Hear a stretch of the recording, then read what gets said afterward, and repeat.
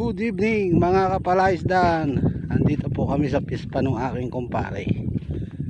At siya po ay magpapabukatot. Titingnan po natin. Medyo madilim lang po.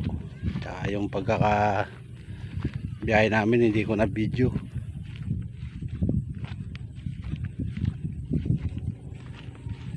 Malinis naman tong daanan. Masipag yung bantay.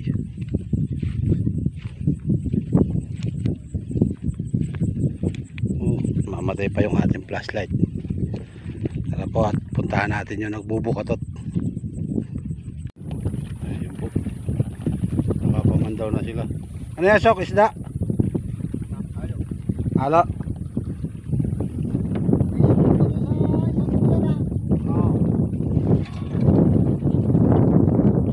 Madilim lang.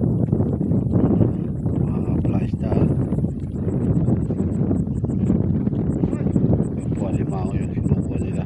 Medyo maliliit pa daw, kaya ililipat na lang sa kabilang lawa.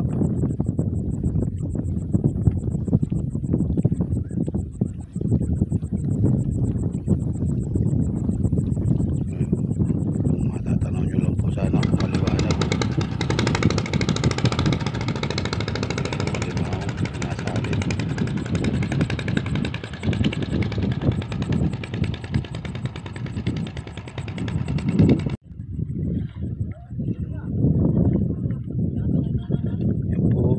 Pong alimango sa prinsa.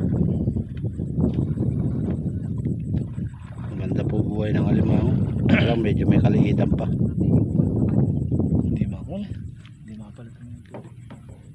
Hindi po kasi makapagpalit ng tubig yung bantay. Mawawala po yung alat dahil panay po yung ulan. Matabang po yung tubig sa labas. Paras lang to, nagsisiro po.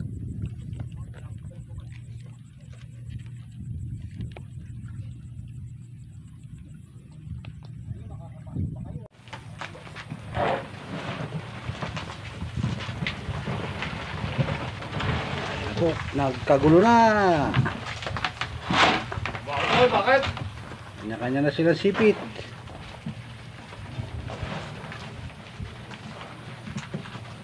Yun, no? Dami. Puro alimango. Hoy!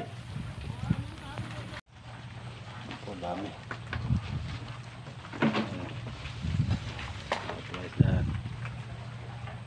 Yun, nandun lahat sa gilid.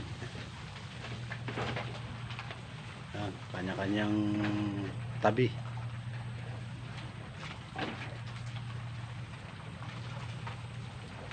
At pala rito nakakuha ng kwan, tagapangaw.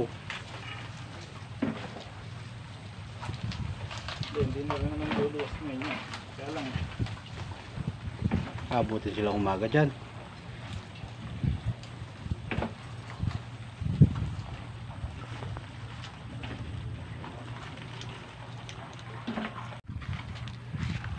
Mga kapalaisdaan, daming alimango. Hop, doon ka, pagka lalapit sa akin. Ayan, ang alimango. Thank you Lord. Lalaki. Doon pa sa tabi.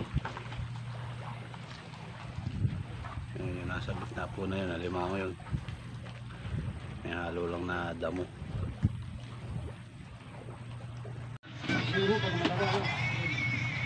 Yan po, nagpapangaw na sila. Yung maliliit papawalan ulit. Pinipili lang po nila yung malaki tsaka yung bakla na mataba. lalaki, pawala din. Pinawawalan din po yung lalaki. Ayan po yung mga tauhan ng kumpare ko, mga Bisaya po yan. Hindi ko lang po alam. Sisikain niya hanggang dito tapos trabaho. Ang kagandahan lang po rito, hindi kumakain hanggat di tapos yung trabaho. Pero sumusweldo po sila. Ako na akong pakiketol po ah.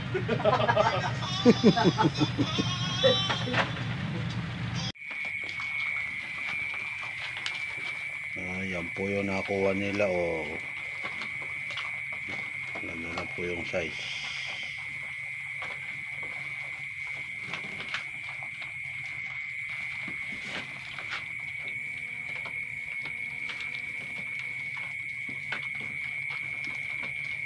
Yun o.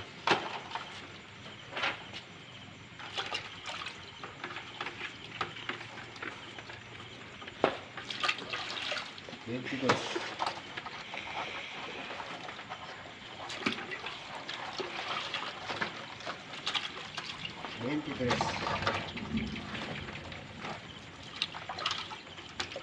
Kumukulog na.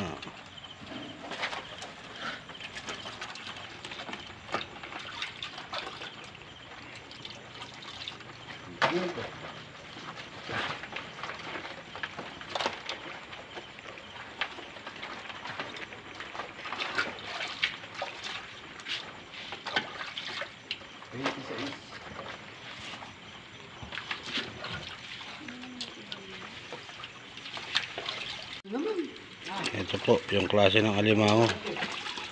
Palagay mo kay, kano abutin nito? 100? Maganda ba pagkaayal o?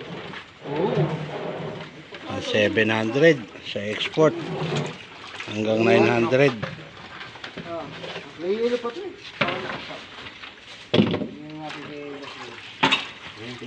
So, yun po.